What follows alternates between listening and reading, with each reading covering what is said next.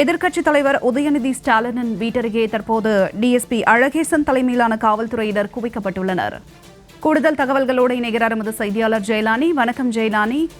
வணக்கம். எதிர்க்கட்சித் தலைவர் உதயநிதி ஸ்டாலின் தமிழ்நாடு முதலமைச்சர் குறித்து ஆபாசமாக இரட்டை அர்த்தம் கொண்ட கருத்துக்களை பதிவிட்டது தற்போது சமூக வலைதள பக்கங்கள்ல தொடர்ச்சியாக பகிரப்பட்டு வரக்கூடிய நிலையில தமிழக வெற்றி கழகத்தின் நிர்வாகிகள், பெண்கள் அமைப்புகள் என பல தரப்பினர் தொடர்ச்சியாக அந்த விவகாரத்திற்கு கண்டனம் தெரிவித்து தொடர்ச்சியாக அறிக்கைகள் வாயிலாகவும் போராட்டங்கள் வாயிலாகவும் உதயநிதி ஸ்டாலினுக்கு எதிர்ப்பு தெரிவித்து வருகிறார்கள்.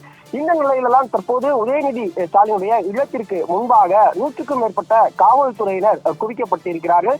காவல்துறையினர் ஒரு புறத்துல அதிகமாக குவிக்கப்பட்டு வரக்கூடிய சூழ்நிலையில மற்றொரு புறத்துல திமுகவுடைய தொண்டர்கள், நிர்வாகிகள் என பலரும் தற்போது அந்த பகுதிக்கு வருகை தந்து கொண்டிருக்கிறார்கள். இதனால் அந்த பகுதி முழுவதுமாகவே பரபரப்பான சூழல் என்பது காணப்பட்டு வருகிறது.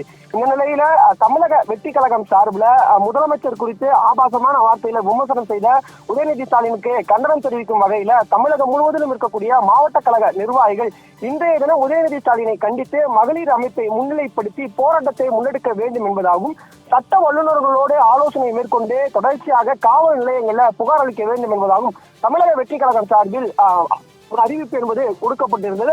அந்த அடிப்படையில தற்போது நம்மால் பார்க்க முடியும், மதுரை உள்ளிட்ட பல்வேறு பகுதிகளில் தற்போது தமிழக வெற்றி கழகத்தை சேர்ந்த நிர்வாகிகள் போராட்டத்தை முன்னெடுத்திருக்கிறார்கள்.